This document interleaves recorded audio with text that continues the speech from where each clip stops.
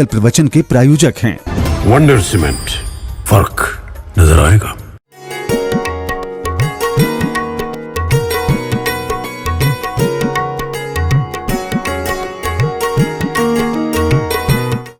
मंगलम भगवान वीरो मंगलम गौतमो गणी मंगलम कुंद कुंदार्यो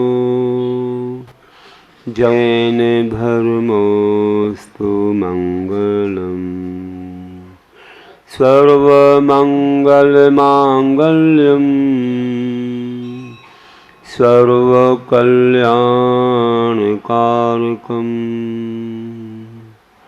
प्रधानं सर्वधर्माणां जैनं जयतु शासनं जैनं जयतु शासनं जैनम जयतु शासनम। बोलिए देवादिदेव प्रथम तीर्थंकर श्री आदिनाथ भगवान की, वर्तमान शासन नायक श्री महावीर भगवान की, अहिंसा परमो धर्म की, आचार्य गुरुवर श्री विद्यासागर जी महाराज की, परम पूज्याचार्य आजब सागर महाराज की, समस्त मुनि संघ की नमोस्तु आचार्य। श्रद्धाबंधु, आज हम लोग इस महान षोडशकारण पर्व में तीर्थंकर बनने वाली 16 भावनाओं का चिंतन कर रहे हैं। इस लोक कल्याण महामंडल विधान में आज आप लोगों ने विनय संपन्नता इस भावना के अर्घ समर्पित किए। कल दर्शन विशुद्धि बड़ी विशुद्धि के साथ यहाँ अर्घावली हुई थी। बहुत रस लिया लोगों ने। बाद में बताया महाराज वर्णन बहुत अच्छा है, बहुत मन लगा, बहुत विशुद्धि बढ़ी। इतनी सूक्ष्मता से सम्यक दर्शन का वर्णन बहुत कम मिलता होगा पढ़ने को, सुनने को। पूरा ज्ञान 16 भावनाओं का सूक्ष्मता से हो जाए, पूरी आगम की अच्छी अच्छी बातें, अनेक आचार्यों के मनोभावों को हम इन 16 भावनाओं में सुनेंगे। बहुत मंगलमय। ऐसी विशुद्धि, ऐसे पर्व में नियम संयम त्याग के साथ तीर्थंकर बनने की पूरी उम्मीद और बड़ी भावना। सबको तीर्थंकर पद मिले, क्योंकि लोक कल्याण की भावना जब आती है तो उस समय व्यक्ति को ऐसा लगता है कि मैं यही चाहता हूँ कि इस जगत में कोई भी जीव दुखी न रहे, सब सुखी हो जाएं, हमसे भी ज़्यादा सुखी, हमसे भी पहले मोक्ष मार्गी, हमसे भी पहले सबको मोक्ष की प्राप्ति हो जाए। ऐसी मंगलमय भावना वो भाता है। भावना भाने वाले का पुण्य कम नहीं होता है, उसका तो बढ़ता है, वो तो और भी आगे रहेगा, लेकिन वो भावना भाता है, लेकिन कर्म उसे आगे ही रखता है। उसकी भावनाओं का फल उसे शीघ्र ही तीर्थंकर जैसे पद को दिला देता है। इसी में लिखा था तीर्थोदय काव्य में, वह पद तो आपने कल इसमें भी पढ़ा होगा। कितना अच्छा पद्य है कि कैसे निकले भव सागर से दुखित हो रहे प्राणी, दुख छूटे वा मोक्ष शीघ्र हो ऐसा सोचे जो ज्ञानी। वही जगत को सुखी चाहने वाला जन उपकारी है, उसे मिले यह तीर्थंकर पद समो शरण अधिकारी है, उसे मिले यह तीर्थंकर पद, समो शरण अधिकारी है। बंधुओं, एक एक भावनाएं बहुत मार्मिक हैं। आज की भावना कल की भावना पर बहुत आधारित है। जब व्यक्ति की श्रद्धा वीतरागता से जुड़ जाती है तो नियम से वो व्यक्ति बहुत सहज सरल विनीत बन जाता है। उसको कोई मान अभिमान नहीं रहता। वह बहुत कोमल बन जाता है। मान कसाय का हट जाना ही तो कोमलता है। उसे जैसा जीवन मिलता सहज और जैसा भी वातावरण मिलता है उसमें रहने की वह पूर्ण रूप से भावना करता है कि अब मुझे कोई मान सम्मान की आवश्यकता नहीं है। मैं तो अपने कर्तव्यों को करूँगा। मैं आगे पीछे नहीं देखूँगा कि कौन मुझे सत्कार पुरस्कार दे रहा है कर रहा है। मुझे कोई मतलब नहीं है। मुझे तो ये मालूम है कि मैं अच्छा करता हूँ तो इसका फल बहुत अच्छा ही मुझे मिलेगा। ये तो तुरंत ही हमारे भावों से पुण्य बंध जाता है। वो कहाँ जाएगा? कोई मान सम्मान करे या न करे, लेकिन हमारा तो फिक्स डिपॉजिट हो ही गया। हमारा तो पक्का हो गया, कहीं नहीं जाएगा, कोई छेड़ नहीं सकता। हमारे भावों के माध्यम से ही कर्म आता है। तो आपने दर्शन की विशुद्धि की, दर्शन की निर्मलता पाई और आपके भाव निर्मल हुए। मान कसाय की जहाँ पर हानि हुई वहीं पर विनय संपन्नता तुम्हारे जीवन में आई। विनय का अर्थ क्या है? विनय का अर्थ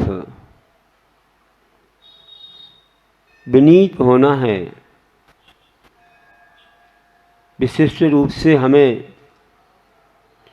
गुणवानों के प्रति झुकना है, उन्हें नमन करना है और उनके गुणों की प्राप्ति की भावना रखना है। वंदे तद्गुण लब्धे।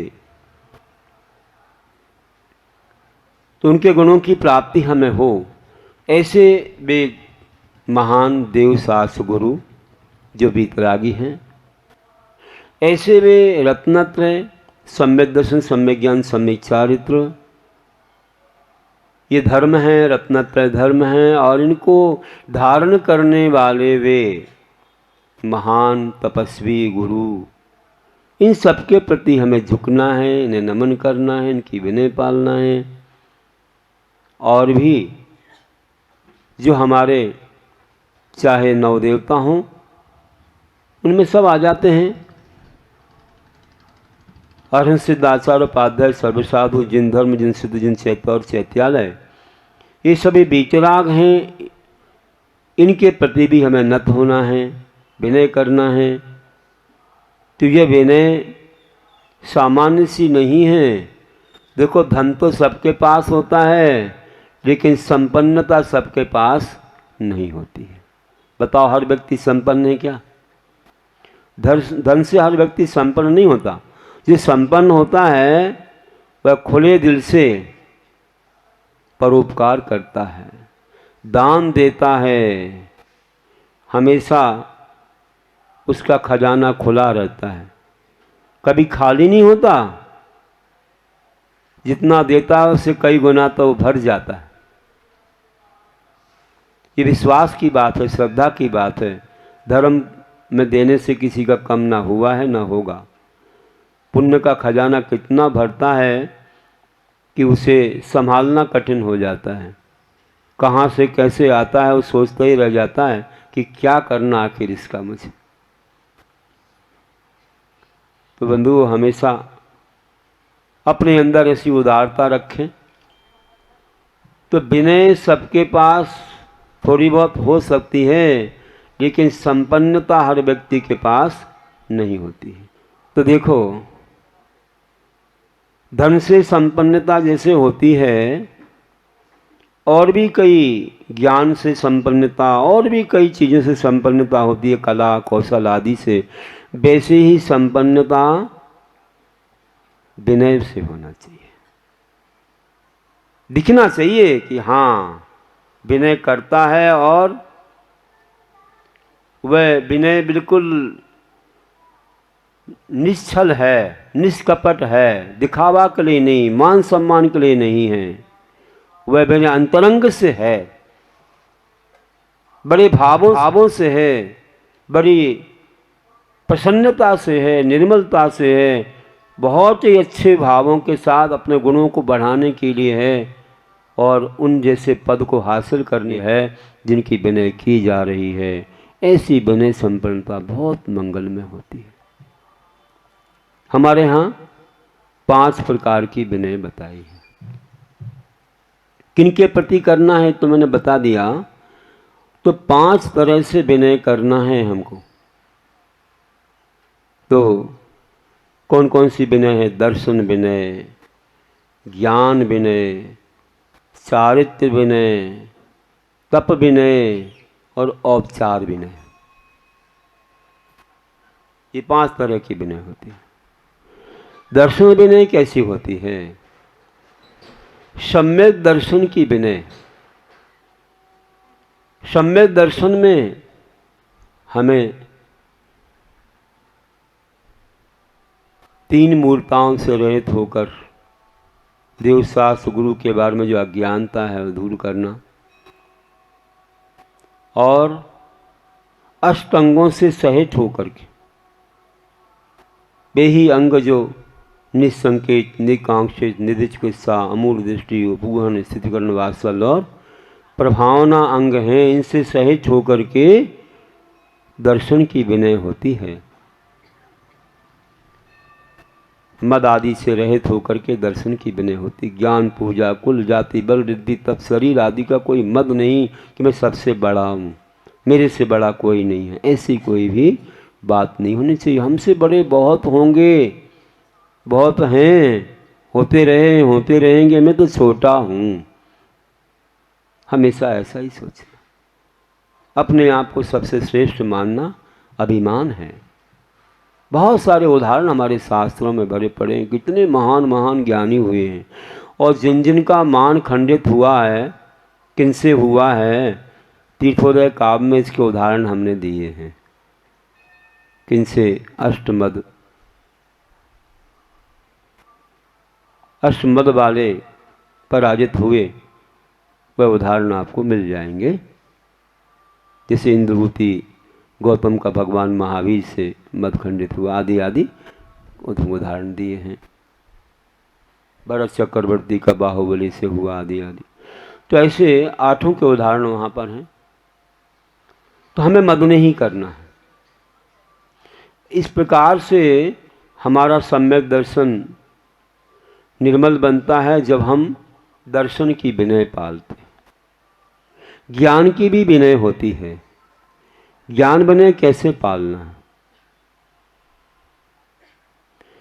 ज्ञान के भी 8 अंग होते हैं। जैसे सम्यक दर्शन के 8 अंग होते हैं, वैसे ज्ञान के भी 8 अंग होते हैं। आप लोगों ने बहुत कम पढ़े होंगे। ज्ञान की विनय के लिए 8 अंग होते हैं। जैसे कालाचार, विनयाचार, उपदानाचार, बहुमानाचार, व्यंजनाचार,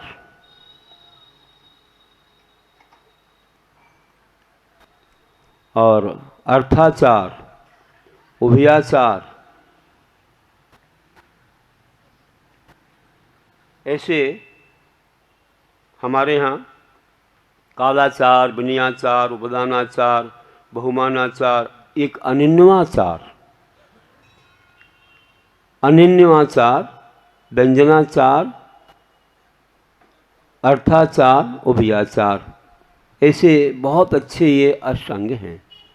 इनमें बताया कि काल के अनुसार स्वाध्याय करना ज्ञान की विनय है। जिस काल में जो ऐसा काल हो, विशेषकर सिद्धांत शास्त्रों के लिए बताया जाता है कि कोई ग्रहण ना पड़ रहा हो, उल्कापात ना हो रहा हो, जैसे तारा टूटने के समान, राजा का मरण ना हुआ हो, उस दिन जब स्वाध्याय करना है।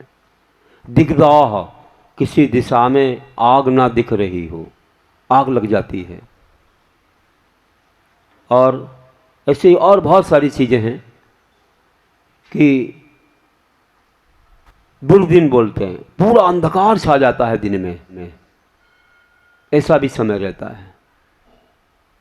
कोई पर्व तिथियां भी रहती हैं, कभी अपने संघ के प्रधान का कोई देहांत हो गया हो, बहुत सारी ऐसी कुछ स्थितियां हैं जिनमें स्वाध्याय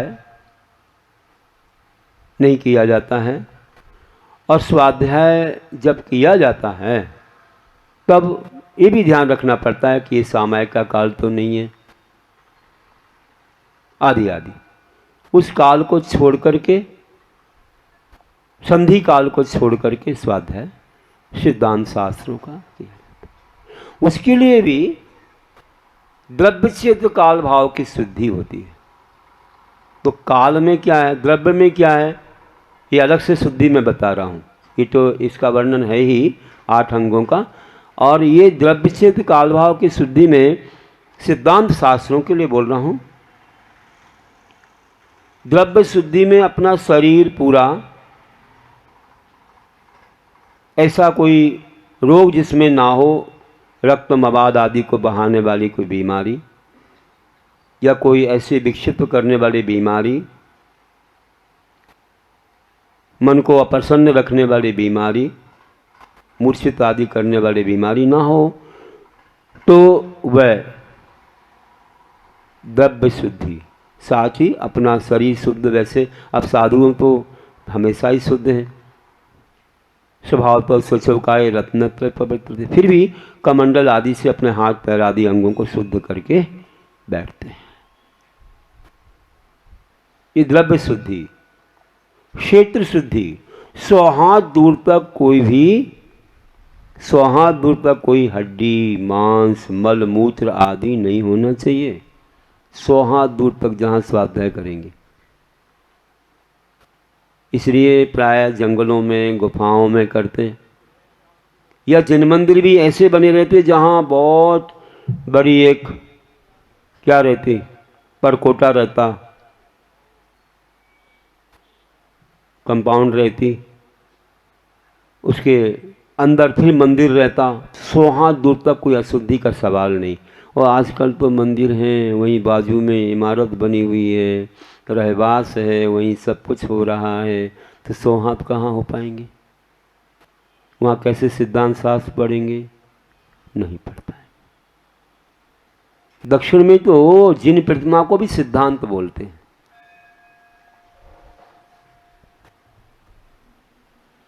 तो ध्यान रखना कि ऐसी जगह जहाँ पर इन शास्त्रों को विराजित किया जाता है, जिन प्रतिमा को विराजित किया जाता है, गुरु लोग रहते हैं, स्वाध्याय करते हैं, वहाँ कितनी बड़ी शुद्धि होनी चाहिए। द्रव्य शुद्धि, क्षेत्र शुद्धि, काल शुद्धि का मैंने अभी थोड़ा प्रकरण आपके सामने लिया था। कालाचार में ही कह रहा था कि कौन कौन से ऐसे अवसरों पर हमें स्वाध्याय नहीं करना है, वो काल शुद्धि है। सूर्यास्त के कितने पहले हमें स्वाध्याय बंद कर देना, सूर्य उदय के बाद कितने काल बाद हमें कितने पास छाया में हमको स्वाध्याय करना है, ये सारे नियम इसमें दिए हुए हैं। क्योंकि सुबह अपनी नित्य क्रिया के बाद ही करेंगे और शाम को भी प्रतिक्रमण के पहले उसका अंत कर देंगे। और भाव शुद्धि, भाव शुद्धि में सिद्धांत शास्त्रों को पढ़ने के लिए महाव्रत होना चाहिए। महाव्रत हुए बिना सिद्धांत शास्त्र नहीं पढ़ सकते। आपको ये ज्ञात है कि जब श्रवण बेलगोला में नेमीचंद आचार्य के पास चामुंडराय पहुंचा था और जो बैठा, उन्होंने अपना स्वाध्याय बंद कर दिया। कहा, गुरुदेव क्या बात है, हमारे पास ये योग्यता नहीं है क्या? उन्होंने कहा नहीं है। इसमें लिखा हुआ है, उसी पुस्तक में सठखंडागम में ही लिखा हुआ है एक पुस्तक में कि ये शुद्धियाँ होना चाहिए, और भाव शुद्धि में महाव्रत लिखा हुआ है, और तुम महाव्रती नहीं हो इसलिए बंद कर दिया। तो महाराज इसका ज्ञान हमें कैसे होगा? उन्होंने कहा कोई बात नहीं, हम एक नवनीत निकालेंगे और तुमको देंगे। जैसे सठखंड पर विजय प्राप्त करके चक्रवर्ती रत्नों को लेके आता है, वैसे मैं भी सठखंडागम पढ़ के तुमको उसका सार दूंगा। और जब उन्होंने इतनी भक्ति के साथ जिस श्रावक ने कहा है, परम भक्त था, उसी ने तो बाहुबली भगवान बनवाए थे उनके आशीर्वाद पूर्वक। आज से 1000 वर्ष हो गए। बाद में तो उसने दीक्षा भी धारण की है, लेकिन उसके पहले उन नेमिचंद आचार्य ने सठखंडागम को पढ़ करके एक शास्त्र बनाया जिसके 2 भाग, जीव कांड और कर्म कांड। कौन से भाग थे? ध्यान से सुन रहे हैं ना आप लोग? हाथ जोड़ के सुनो, अच्छे से बैठो, ये तुम्हारा चित्र सब जगह जाएगा, है ना? तुम्हारी परीक्षा होती रही, तुम कैसे बैठे हो, कैसे सुन रहे हो, अच्छे से प्रसन्नता से सुन रहे हो कि नहीं सुन रहे हो? तुम्हारे रिश्तेदार देखेंगे, अरे ये कैसे बैठे जैसे थक गए हो। छोटा सा तो विधान है। तो विचार करो कि वहाँ पर जो है 2 भाग में बनाया हुआ शास्त्र, एक का नाम जीवकांड, एक का नाम कर्मकांड। एक में जीव का हर तरह का वर्णन, एक में कर्मों के हर तरह का वर्णन, जिसको मिला करके, दोनों मिला करके भाग, उसका नाम क्या हुआ? जब वो आया, कालला देवी का पुत्र गोमट, नाम था चामुंडराय लेकिन बचपन का नाम था गोमट। जिसने बनाए, जिस गोमट ने बनाए ईश, वे हुए गोमटेश। गोमट धन ईश, गोमटेश। और उसके लिए बनाया शास्त्र, कहा लो गोमट सार, लो गोमट सार। गोमट के लिए सार दे दिया, किसका? सठखंडागम का सार दे दिया, जीव कांड कर्म कांड के रूप में। उसका नाम हुआ गोमट सार।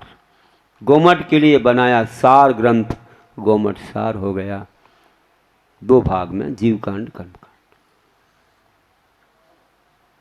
तो समझ में आ गया आपको कि श्रावक अवस्था में आज से 1000 वर्ष पहले भी जिसने इतने बड़े बाहुबली भगवान बनवाए, 57 फीट की प्रतिमा, एक अखंड प्रतिमा बनवाई, विश्व का आश्चर्य है।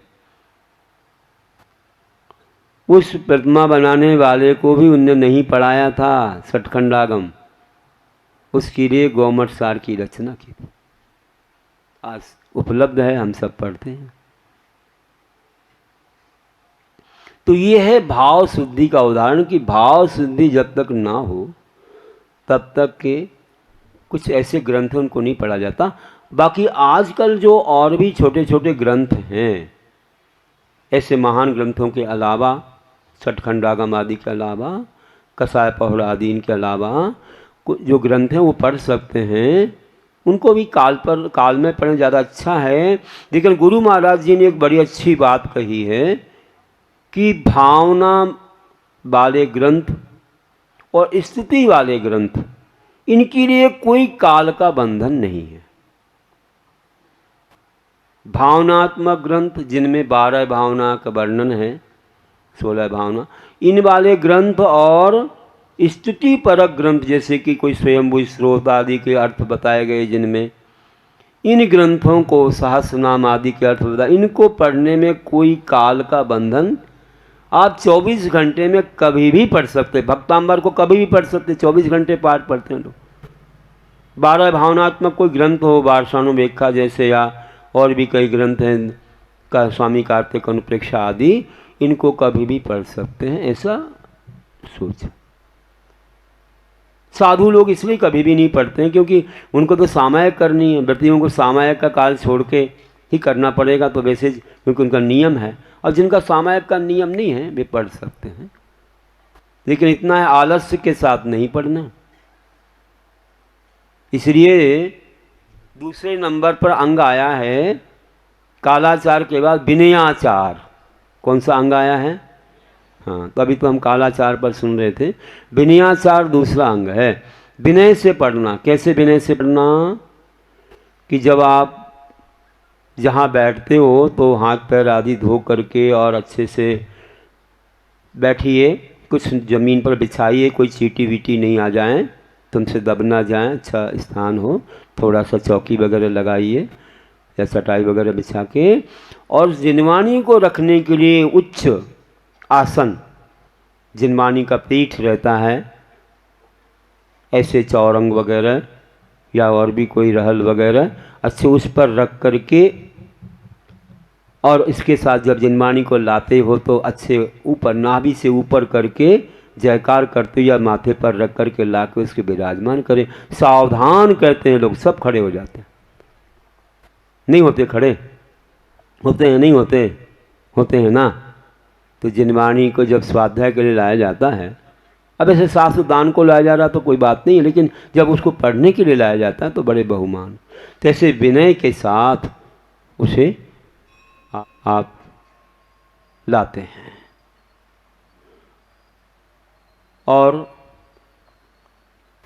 उच्चासन पर विराजमान करते हैं। तो हमारे कभी भी आपको दिख जाए देव सास गुरु, तो अपन को अगर हिम्मत है, आपका शरीर अच्छा है, बेकार नहीं हो गया है, तो विनय क्यों छोड़ रहे हो? क्यों छोड़ना विनय? खड़े हो जाना चाहिए। बैठे रहते हैं लोग, अरे अपने देव सास गुरु सामने भगवान को ला रहे हैं या शास्त्र को ला रहे हैं या गुरु हमारे सामने आ रहे हैं और हम बैठे हैं।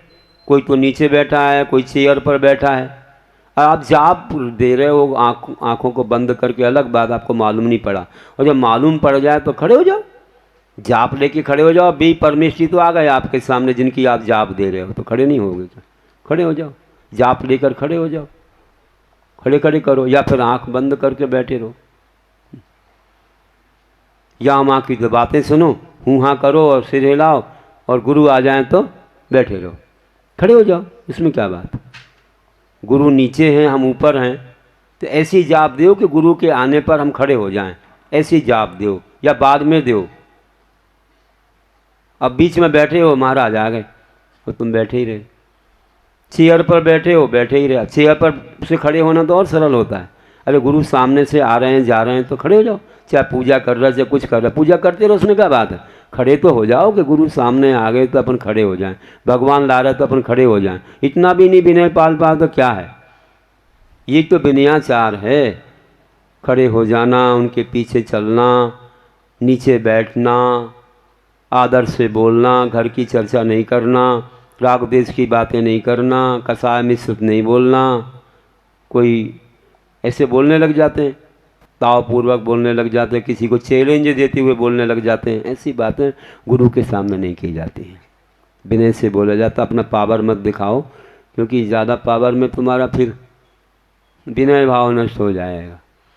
तो ऐसी बातें नहीं कर दीजिए, सबके सामने कहीं भी करते हैं। ये सब जो है अपन को विनयाचार का पालन करना चाहिए।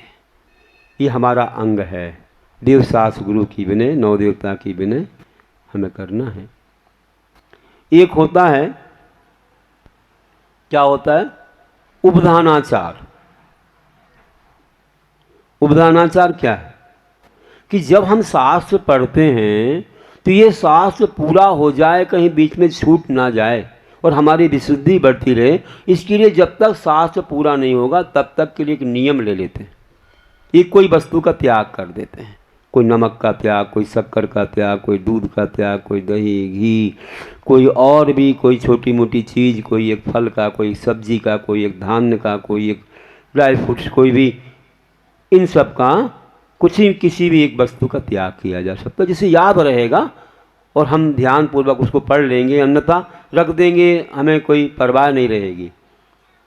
अभी भी लोग, हम तो हमेशा ये नियम देते हैं, हमारे भक्त लोग छपवा देते हैं, हमको खूब सारी पुस्तकें भिजवा देते हैं, हमारा आप देते रहना, और हम नियम पूर्वक देते रहते हैं। कहीं दुकान पर ऐसे नहीं रखवाते हैं, कहीं तो कहीं स्टॉल लग जाता है, बहुत पुस्तकें नहीं, मैं दूंगा लेकिन नियम पूर्वक दूंगा, नहीं तो भाई जहाँ से छपी वहीं से मंगवा लो, हम देंगे तो आपको नियम पूर्वक।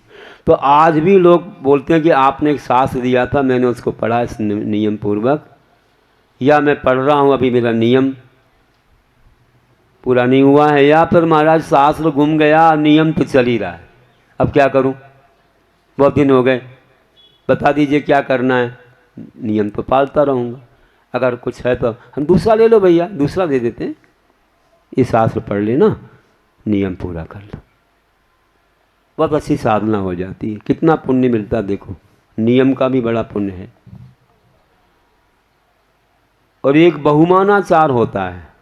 बहुमान का अर्थ यही है कि जिनवाणी को बहुमान पूर्वक जहाँ से लाए हैं वहीं फिर विराजमान करना, ना उच्चासन पर विराजमान करना, उसको नमोस्तु करना, मंगलाचरण पढ़ना, कायेश्वर करना, नमोकार मंत्र आदि पढ़ के उस शास्त्र का प्रारंभ करना, तो बहुमानाचार है। देखो सम्यक ज्ञान के लिए अंग होते हैं। और एक है अनन्य आचार।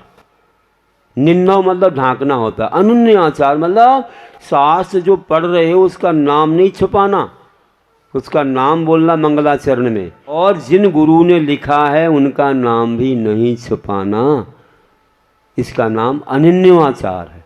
निन्नो मतलब छुपाना, अनन्य मतलब, तो अनन्यवाचार मतलब शास्त्र और गुरु का नाम नहीं छुपाना। जिससे ज्ञान मिला है, जिनसे ज्ञान मिला है, हम लोग भी रोज़ अपने गुरु का नाम बोलते कि नहीं बोलते, जिनने हमको दीक्षा दी है ना, हमको ज्ञान दिया, अपन उनका नाम बोलते हैं, जिस शास्त्र को पढ़ रहे हैं अपन बोलते हैं। तो ऐसे अनन्याचार है। और आगे बढ़ो, और आगे है व्यंजनाचार। मतलब जब शास्त्र आप पढ़ते हो तो जो भी उसमें अक्षर लिखे हैं ना, अक्षर, मात्रा, अनुस्वार, विसर्ग, ह्रस्व, दीर्घ, अक्षर, शब्द, पद, समास, इनको शुद्ध पढ़ना। सब जानते हैं, मैंने जो बातें कही, कौन नहीं जानता, जानते हो ना। व्यंजन क्या होता है, एक ख व्यंजन हलंत होता है, उसके साथ स्वर मिल जाता है तो क ख ऐसे बन जाता है। तो ये जो खड़ी मिल जाती है ना, उसमें जो आप बोलते हो, तो बस वो जो है एक अक्षर है। फिर अक्षरों को मिलके शब्द बनता है, बहुत सारे अक्षर मिलाओ शब्द बन गया, है ना। फिर शब्दों को मिलकर के पद बनता है, जैसे नमो अरिहंताणम, दो शब्द को मिलके बना है नमो अरिहंता, एक पद, 5 पदों के 35 अक्षर बोलते हैं ना, तो नमो अरिहंताणम एक पद हो गया। और बहुत सारे पदों को मिलकर के, 2 आदि बहुत सारे पदों को मिलके समास बनता है। उस समास, बहुत बड़ी लाइन एक हो जाती है, बीच में कट नहीं रहती, समास हो गया। ऐसे इनके लक्षण हैं अलग अलग। तो इन सभी को, उसमें मात्रा रहती है छोटी बड़ी, है ना, और उसके अलावा अनुस्वार होता है ऊपर बिंदु, और बाजू में रखते हैं विसर्ग होता है, 2 बिंदु रखते हैं, विसर्ग रहता है ना। कहीं कॉमा रहता है और रुकना पड़ता है, नहीं तो ये कॉमा गड़बड़ कर दोगे तो अर्थ का अनर्थ हो जाएगा। बताओ, डूबो मत लगाओ डुबकी, डूबो मत लगाओ डुबकी, और तुम कहो डूबो मत लगाओ डुबकी, अरे शब्द तो उतने ही है, तो डूबो पर लगा दिया तो हो गया काम, सब काम बिगड़ गया। डूबो मत लगाओ डुबकी और डूबो मत लगाओ डुबकी, कितना अर्थ बदल जाता है। ये कॉमा से बहुत अर्थ बदल जाता है, अर्थ का अनर्थ हो जाता है। इसलिए ध्यान रखना कि हमको ऐसे व्यंजनाचार को अच्छे ढंग से पालना है, गलत नहीं पढ़ना है। इसलिए थोड़ा एकदम एक्सप्रेस गाड़ी बन जाती है कई बार, और वो गड़बड़ कर देती है, एक्सीडेंट कर देती है। तो अपन पैसेंजर बन के चलो धीरे धीरे, फिर एक्सप्रेस बन जाए वो तो फिर अपने आप हो जाएगी, हैबिचुअल हो जाओगे, आदत में आ गया, सब शुद्ध हो गया तो फिर दिक्कत नहीं है। लेकिन शुरू में ही तुम एक्सप्रेस बना दो तो गड़बड़ हो ही जाएगा। इसलिए जल्दी मत करो, धीरे। जब कभी कोई चीज़ सीखते हो ना, कोई भी चीज़ सीखते हो, तब एकदम बोलना नहीं चाहिए। क्या बोल रहा हूँ, सुनना चाहिए। जैसे बड़े लोग पढ़ते, कोई स्रोत भक्ति कोई भी चीज़, अपन पहली बार उस चीज़ से परिचित होते हैं तो क्या करना चाहिए, देखो ज्ञान बढ़ रहा है तुम्हारा विधान में, ऐसे नहीं मत विधान करवा रहे हैं, आपको पूरा ज्ञानी बना रहे हैं, ये स्वाहा स्वाहा करने आए हो तो चले जाओ भैया, इससे तो तुम वर्षों भर करते रहोगे, लेकिन इसके साथ कुछ ऐसी चीज़ ले लेना जो तुम्हारे स्वास्थ्य को, आत्मिक स्वास्थ्य को लाभकारी हो जाए। इसलिए बोल रहा हूँ, जल्दबाजी मत करना। भोजन तो अनादिकाल से करते आ रहे हो तो अभी भूख नहीं मिटी आज तक, है ना। ये वाली चीज़ नहीं मिली है, जो मिल जाएगी तो एक बार भूल भी गए तो अगले जीवन में केवल ज्ञान का कारण बन जाएगी। कुंद कुंदाचार्य ने कहा है, आज का भूला हुआ ज्ञान अगर विस्मृति हो जाए तो आगे वह जाति स्मरण आदि से याद आके तुम्हें केवल ज्ञान का कारण बन जाएगा। इसे सुन भर लो, अवज्ञा नहीं करनी है, या मानो अनसुना नहीं करना है और उत्साह से सुनना है। क्योंकि मैंने भव्य की परिभाषा बताई थी कि भव्य कौन होता है, तत्प्रति प्रीति चित्तेन इन वार्तामपि सुता निश्चितम स्वभवेद भव्यो भावी निर्वाण भाजनम। कि जो प्रीति चित्त से धर्म की बात को सुनता है वो निश्चित रूप से भव्य है और आगे निर्वाण को प्राप्त करेगा। पद्मनंदी पंचविंशतिका में लिखा हुआ। इसलिए आप अच्छे मन से सुनना, उत्साह से सुनना कि जिनेन्द्र भगवान की वाणी है, महाराज जी का नहीं है। ये भगवान ने जो कहा वो हमको सुना रहा है। आज हम नहीं पढ़ पाते साथ, हम नहीं समझ पाते, हमको इतना ज्ञान नहीं, मन नहीं लगता, समय नहीं मिलता। आज इतनी विशुद्धि नहीं है लोगों को कि वे सब लोग मिलकर के सब सांस उठा के पढ़ने लग जाएं। इतनी विशुद्धि नहीं किसी के पास, मन एकाग्र हो नहीं पाता, इतनी झंझटें हैं। वो तो महाराज की वजह से बैठ जाते हैं, थोड़ा विधान के लोभ में और कोई चीज़ के लोभ में बैठना पड़ता है और उसी में थोड़े लोभ लालच में वे खा पी लेते हैं। क्या खा पी लेते हैं? जिनवाणी के अमृत को, ऐसे महान शास्त्र को अच्छे से सेवन कर लेते हैं। तो ये है कहने का अर्थ कि हमको किसी न किसी कारण से कुछ, अब कई लोग इतने चिंतित रहते, भूख नहीं लगती बोले, अब रिश्तेदार आ गए, 4 लोग बैठ गए तो खाना पड़ता ही है। छोटा बच्चा खाता नहीं है तो कैसे खिलाएं उसको, मना के कुछ दिखा के समझा के खिलाना पड़ता है। एक और देखा था मैंने, एक व्यक्ति ने क्या किया मालूम है, वो बड़ा मज़ेदार था। वो एक पुतला रख लिया पास में, एक पुतला रख लिया और एक डंडा ले लिया और बच्चा खाता नहीं था तो क्या करता, वो पुतले को खिलाता, वो खाता नहीं, उसको मारता, उसको ऐसे मारता तो ये बच्चा बोलता ये सन हो जा मुझे मारेंगे करके ये खाने लग जाता। उसको खिलाता, वो खाता नहीं, उसको मारता, तो ये बच्चा क्या सोचता, अरे मुझे भी मारे करके वो खाने लग जाता। तो हमने ये तरीका देखो कैसे ढूंढ लिया है इसने। तो कहने का अर्थ कि कोई ना कोई तरीके को ढूंढ करके लोग, तो आज यही तरीका है कि आप वैसे नहीं सुन पाते, चलो अब इंद्राणी बन के तो सुनोगे, अभी विसर्जन नहीं कराया आप तो सुनोगे, नहीं तो भाग जाओगे अभी। बोले छुट्टी हो गई, बोले संगीत में पूजा करनी है, आनंद आता है। ये जीवन तो लगा है पूरा, इसी में चला जाएगा। अगर ऐसे कुछ मिल गए तो इसी में कुछ कमा लोगे, बाकी तो फिर कुछ नहीं पा पाओगे। इसलिए बंधुओं, हम आपको थोड़े से इस लालच में, थोड़ी सी इस भावनाओं में, ऐसी व्यवस्थाओं में आपको धर्म सुना देते हैं और इसी में आपका कल्याण हो जाता है।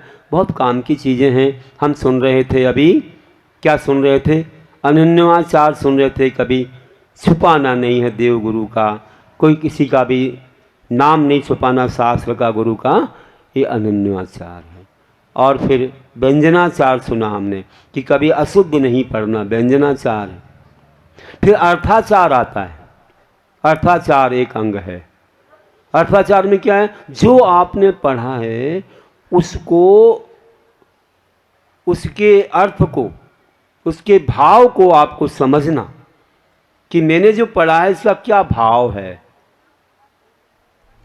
क्या अभिप्राय है, कैसे इसको जीवन में लाना है, कैसे इसका पालन करना है, कैसे इसके मार्ग पर चलना है, आदि ये सब चीज़ें अर्थाचार में आती हैं। अगर वही नहीं समझा तो मात्र शब्द से क्या हुआ, कुछ नहीं हुआ। शब्द का अर्थ तो समझ में आना चाहिए। हमने आपको कहा श्रावक, अब आप श्रावक श्रावक श्रावक बोल, श्रावक का अर्थ क्या होता है?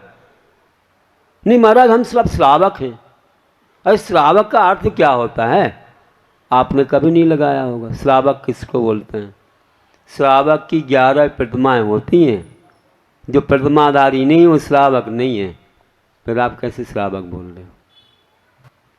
श्रावक श्राविका हैं। देखो श्रावक का अर्थ किसने निकाला? श्रा मतलब श्रद्धावान, वाह विवेकवान, और का क्रियावान। जो सम्यक दर्शन, सम्यक ज्ञान, सम्यक चारित्र के साथ रहता है उसका नाम श्रावक होता है। अब आपके पास क्या क्या है मुझे बता दो, कौन सा चारित्र है, कौन से व्रत है, कौन से नियम है। इसलिए ध्यान रखना, अनुव्रती श्रावक होते हैं। तो चलो कोई बात नहीं। अब वैसे तो आप उपचार में सब कुछ कहते रहे, तो दिगंबर भी कहते थे अपने आप को। कहाँ दिगंबर हो बताओ मुझे? दिग अंबर, दिशाएं जिनकी अंबर वस्त्र हैं और कोई वस्त्र नहीं है। आप तो भी श्वेतांबर, पीतांबर, लालांबर, नीलांबर बैठे हो और बोलते हो हम दिगंबर। कहाँ दिगंबर हो? झूठ बोलते हो। लेकिन यह जो बात है, ये बात झूठ भी नहीं है। एक हमारे नाम निक्षेप भी होता है। नाम निक्षेप से कई बार किसी का नाम महावीर रख दिया। बड़े दोला पतला पकड़ ले तो रोने लग जाओ, महावीर नाम है। बताओ, अशोक रख दिया, दिन भर तो रोता है फिर भी नाम अशोक है, और अशोक नगर में रहता है फिर भी रोता रहता है। बताओ भैया, तो किससे है वो? नाम निक्षेप से है। वो गलत नहीं होता है। नाम निक्षेप जो है मात्र गुणों के बिना होता है, वह वो नाम निक्षेप, जिसमें गुण नहीं पाए जाते। भाव निक्षेप नहीं है वह। तो ऐसे आप दिगंबर हो, नाम निक्षेप से हो, अथवा यूं कहो कि दिगंबर को मानने वाले हो, आप दिगंबरों पर श्रद्धा रखने वाले हो, इसलिए दिगंबर हो। चलिए कोई बात नहीं। तो मैं कह रहा था अर्थाचार, और एक अंत में है उभयाचार। उभयाचार करते कि व्यंजन और अर्थ दोनों को एक साथ पढ़ना, शुद्ध भी पढ़ना और अर्थ भी पढ़ना, तो उभयाचार हो जाता है। ऐसा ही लिखा है। कितने अंग हो गए बताओ, गिन लिए? कालाचार, विनयाचार, उपधानाचार, बहुमानाचार, अनन्याचार, व्यंजनाचार, अर्थाचार और उभयाचार। कितने हो गए? हो गए ना? देखो हमको भी याद हो गए आपको बोलते बोलते। चलिए, अब उपयोग है, कभी यहाँ वहाँ चला जाता है तो कहीं कोई भूल जाए, लेकिन ठीक है। तो ऐसे अष्ट अंगों का पालन करना। तो ये क्या हुआ? ये हुई ज्ञान की विनय, दर्शन की, ज्ञान की। अब चारित्र की विनय बहुत बड़ा प्रकरण है भाई। चारित्र की विनय कैसे पालेंगे? तो जो चारित्रवान हैं वे 5 महाव्रत, 5 समिति, 3 गुप्तियों का पालन करते हुए ऐसे महामुनिराज, और भी पंचेंद्रिय की विषय आशा से दूर रह करके जो अपने जीवन में विशुद्धि बढ़ाते हैं, वे चारित्र विनयी कहलाते हैं। इसका प्रसंग तो हम लेते ही रहेंगे, 10 लक्षण में भी बताएंगे और सर्वार्थ सिद्धि में बता ही रहे हैं। कल भी सर्वार्थ सिद्धि का स्वाध्याय चला था, आगमन योग का भी चला था। शाम को अपनी अपनी पुस्तकें भी लेके आए थे लोग। आज और सब लोग आएंगे, 1-2 दिन चलेगा। फिर तीर्थोदय काव्य बहुत अब की व्यवस्था बना रखी है, बहुत सारे खजाना भी है। अब आपको और अच्छी भावनाओं को और ज़्यादा सुनने का अवसर मिलेगा, तो आप उसको भी सुनिए। बहुत मेहनत से बनाया है तीर्थोदय काव्य, उसमें सब चीज़ें व्यवस्थित, विधान में तो संक्षेप किया और भी जगह से लेके इम्पोर्टेंट रख दिया है। इसमें तो ज़्यादा पद नहीं है, 500 के अंदर हैं, लेकिन तीर्थोदय काव्य में 700 पद हैं और विशेष फैलाएगा और आनंद आएगा। तो आपको वही पाठ भी करना है। तो देखिए कि हम ऐसी चारित्र की विनय करते हैं और तप की विनय, जो 12 प्रकार के तप हैं। और तपों को इतना ही नहीं, तपों को धारण करने वाले, चारित्र को धारण करने वाले, इन सब की भी विनय करना है। तो 12 प्रकार के तपों को तपना और अपने परिणाम विशुद्ध रखना, तो यही तप की विनय है। तप हम तो बताएंगे आपको क्रम से। उत्तम तप धर्म भी आएगा, अंसा नामोदरी वृत्ति पद संख्या रस प्रत्या बुद्धि सैया सुन काय क्लेश प्राश्चित विनय भैया प्रति स्वाध्याय विस्वर्ग और ध्यान, इनकी विनय पालना। और मतलब कि अच्छी भावनाओं से विशुद्धि पूर्वक इनका पालन करना, तो ये तब की विनय। और उपचार विनय है, एक उपचार विनय होती है, कायिक वाचनिक और मानसिक रूप से विनय पालना। काया से विनय, देवशास्त्र गुरु के सामने जो भी आप उठकर खड़े होते हो, हाथ जोड़ते हो, 3 बार उनकी वंदना करते हो, बैठ करके नमोस्तु करते हो, ऐसी कायिक विनय है। हमेशा कोई भी अच्छी बात है तो सिर हिला करके उसका समर्थन करते हो, मुख प्रसन्न रखते हो, यही विनय है। बड़ों की बात नहीं काटते हो, उनकी बात सुनते हो आदि, ये सब कायिक। वासनिक विनय में क्या है? अच्छे आदर पूर्वक बहुवचन में बोलते हो, बड़ों से बहुवचन में बोलते हो और उनको सम्मान के शब्द कहते हो, आप करके बोलते हो आदि आदि, ये सब वासनिक विनय है ना। कभी उनसे गलत बातें नहीं बोलते हो। अगर हमारे देवशास्त्र गुरु उनके सामने कोई संसार की बातें, पाप की बातें नहीं बोलते हो, यही वासनिक विनय। और मानसिक विनय क्या है? कभी भी अपने बड़ों के प्रति बुरे भाव नहीं रखते हो। बुरे भाव नहीं रखना, पाप के भाव नहीं रखना, और साथ में कभी बुरा नहीं सोचना उनके बारे में, कभी मन में ऐसे बुरे भाव नहीं आना, विकार नहीं आना, ही तो मानसिक विनय है। और ये तीनों प्रकार की विनय प्रत्यक्ष और परोक्ष रूप से दो प्रकार की हो जाती है। जब सामने हैं अपने देवशास्त्र गुरु नवदेवता तो प्रत्यक्ष, और दूर हैं हमसे तो जो हम याद करके जो उनकी विनय करते हैं वो परोक्ष विनय हो जाती है। तो ऐसे उपचार विनय भी होती हैं। चलिए, हमने सब विनय समझ ली। आज बहुत सारा प्रकरण आपको दे दिया है। अब इसमें से कितना आप डाइजेस्ट कर पाते हो, बचा पाते हो, याद रहता, लेकिन आज का भूला ज्ञान आगे केवल ज्ञान भी कराएगा, ध्यान रखना। ये तो एक बार दिमाग में आ गया मतलब वो तो फिट हो गया। भले भूल जाओ, लेकिन कभी न कभी एक अचानक किसी का नाम भूल के याद भी आ जाता है, ऐसी चीज़ है ये। चलिए, एक छोटा सा कोई रूपक भी सुनाना पड़ेगा, नहीं तो क्या है भैया, बोलोगे महाराज ने कोई चटनी मिठाई मिठाई नहीं खिलाई। तो भैया भोजन के साथ अंत में थोड़ी सी चाहिए पड़ती है। तो मैं कह रहा हूँ कि विनय की बहुत बड़ी महिमा है। विनय बिना कुछ हासिल नहीं होता। देखो, आप जानते हो कि विनय से ही सब मिलता है। जब बाल्टी पानी में घट या बाल्टी झुकती है तो ही जल उसमें भरता है, झुके बिना जल नहीं भरता। आ गया? तो झुकना पड़ता है तब कुछ मिलता है। और जो इतना विनीत रहता है, मतलब समझो कि उसमें बहुत सारे गुण हैं। जब वृक्ष फलों से लद जाता है तो मालूम पड़ता है झुका है वो वृक्ष, मालूम पड़ता है बहुत सारे फल उसमें आ चुके हैं, है ना। तो झुकने से मालूम पड़ता है। तो इस प्रकार से हम लोगों को ध्यान रखना है कि विनयशील हमेशा जो है अपने गुणियों के प्रति विनीत और विनत होता है, नमस्कार आदि, और अपने मस्तक झुका करके उनके गुणों के प्रति हमेशा समर्पित रहता है। तो ये बात। और इसके लिए कह रहा था कि बिना झुके कुछ नहीं मिलता। एक बलभद्र कह रहे हैं अपने अनुज को, अग्रज कह रहे हैं अनुज को कि जाओ कुछ हासिल करो। कोई भी वस्तु है उसमें गुण रहते हैं, कोई भी वस्तु उसमें गुण भी रहते हैं और गुण भी रहते हैं। हमें गुणों से मतलब है जाओ कुछ हासिल करके आओ, कुछ सबक ले करके आओ। अर्ध चक्रवर्ती है, बोलता है आप तो कहीं भी कहते रहते हैं जाने के लिए। अब थोड़ा क्या है, भ्राता का नाता है इसलिए थोड़ा हट भी कर लेता है, छोटा तो है। आप तो कहते ही रहते हैं, क्या करूं, मुझे तो कुछ पसंद सा भी नहीं आता, भाता सा नहीं है।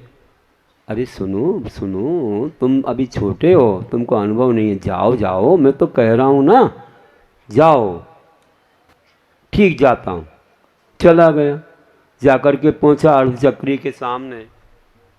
अर्धचक्री के सामने पहुंचा और कहता है,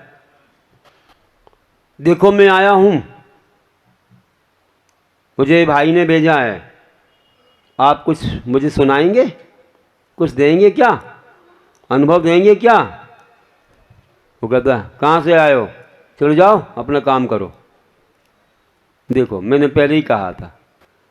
अब भाई तो मानते नहीं, मैं तो चला गया, उसने तो भगा दिया, अब मैं क्या करूं? और ज्योतिषी ने तो पहले कह दिया कि मरण तो होने वाला है, जिसके पास गए थे उसका तो वैसे ही मरण होना है, इसलिए कहा था जाओ कुछ सबक लेके आ जाओ, कुछ ना कुछ मिल जाएगा। आकर के बोला, देखो उसने ऐसा कह दिया, कोई बात नहीं, कोई आप तो बोलते हैं, हम तो गए, लेकिन क्या करें? अरे सुनो भाई सुनो, तुम समझते नहीं हो बात को अभी, और सुनो अभी और एक बार जाना पड़ेगा। एक बार और जाना पड़ेगा। अरे सुनो, कहाँ गए थे, कहाँ गए थे, कैसे गए थे, कहाँ खड़े हुए थे, बताओ। गया था, उन्हीं के पास गया था और जाके खड़ा हो गया। कहाँ? सिर के पास।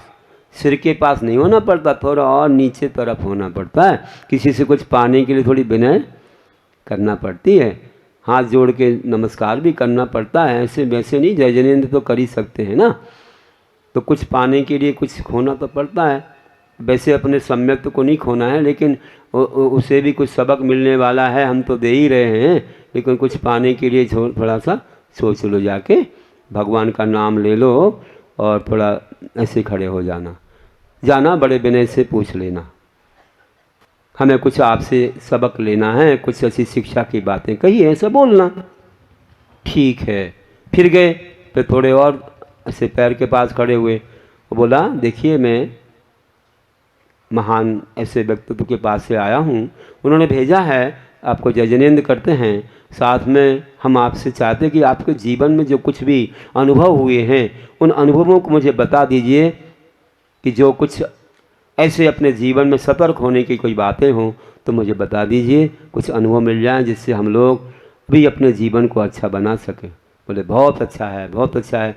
देखो मैं आपको कहता हूँ कि मुझे बहुत कटु अनुभव हुआ है, जो मैं पश्चाताप भी कर रहा हूँ, अपने अगले जीवन में कभी पुनरावृत्ति नहीं होगी, और मैं बिल्कुल सजग हो गया हूँ। लेकिन अब मेरा कर्म इतना बलवान हो गया है, वो नहीं छोड़ेगा, लेकिन अगले भाव के लिए मैं पूरा सतर्क हो गया हूँ। मैंने कुछ व्रतों का पालन भी किया है, उससे जो कुछ मिलना हो तो मिल जाएगा। आगे तो तीर्थंकर बनना है, उसे नहीं मालूम है, लेकिन वो पश्चाताप कर रहा है। वो कह रहा है कि मुझे एक सबक मिला कि पर वस्तु खतरे से खाली नहीं है, पर वस्तु से कभी हमें मोह नहीं करना चाहिए, जिस पर हमारा स्वामित्व है वही हमारा है।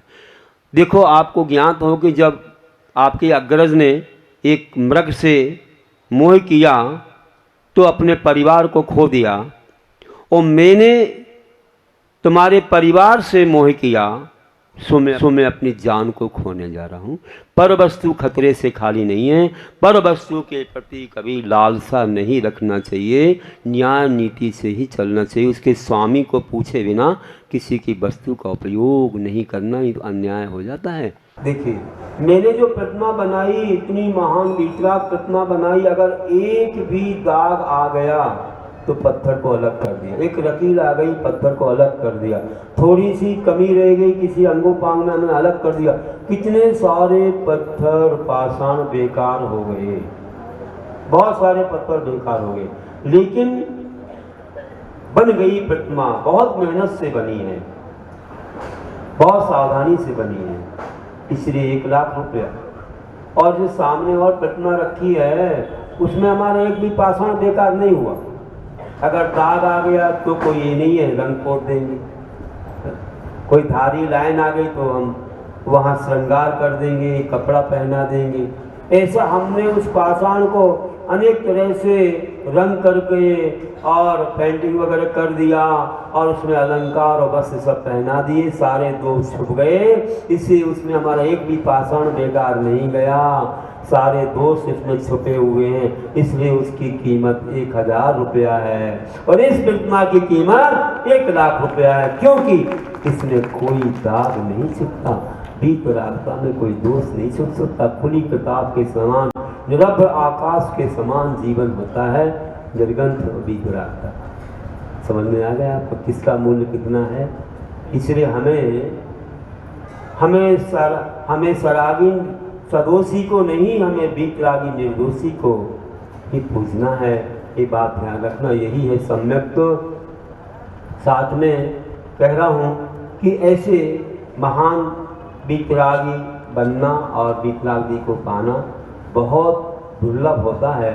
तो हमको ऐसे, आप जानते हो कि स्वच्छ पानी होगा, उसमें कपड़ा धोगे तो स्वच्छ हो जाएगा, और पानी ही गंदा होगा तो कपड़ा और ज़्यादा गंदा हो जाएगा। अरे दर्पण में मुख देखोगे, बेदाग दर्पण होगा तो तुम्हारा दाग दिखेगा, तुम उसको साफ कर लोगे, और दर्पण में ही दाग होगा तो तुम्हारे दाग कैसे दूर हो पाएंगे। इसलिए ध्यान रखना कि हमें निर्मल दर्पण के समान, बेदाग दर्पण के समान बीतरागता चाहिए, स्वच्छ जल के समान हमें बीतरागता चाहिए। हम पापी को करेंगे तो पापों से भर जाएंगे, पुण्य कहाँ मिलेगा। जहाँ पापों का त्याग किया है वहीं पुण्य मिलता है। हमारा धर्म तो पापों के त्याग करने से शुरू होता है। जब से त्याग करता है व्यक्ति, तभी से धर्म की शुरुआत होती है, और कई जगह तो वहीं अंत हो जाता है, राग में ही अंत हो जाता है। तो इसलिए ध्यान रखना है कितनी बड़ी कीमत है, और हम सही कीमत को जाने समझें, और जहाँ कीमत ज़्यादा होती है वहाँ पर अनेक अतिशय होते हैं, गुणों से कीमत होती है। दो बच्चों ने अपना परिवार छोड़ा, राज कुटुंब छोड़कर के कुछ हासिल करने गए कि भुजाओं में अगर बल मिला है तो निकम्मे बन के बैठे बैठे नहीं खाना है। पिताजी कहते भोग करो, हम तो राजा हैं। फिर निकल गए, जंगल में गए, जाकर के उन्हें अलग अलग रास्ता चुन लिया। बहुत दूर जंगल में जाने के बाद अब ये जवानी अवस्था को प्रारंभ कर रहे थे।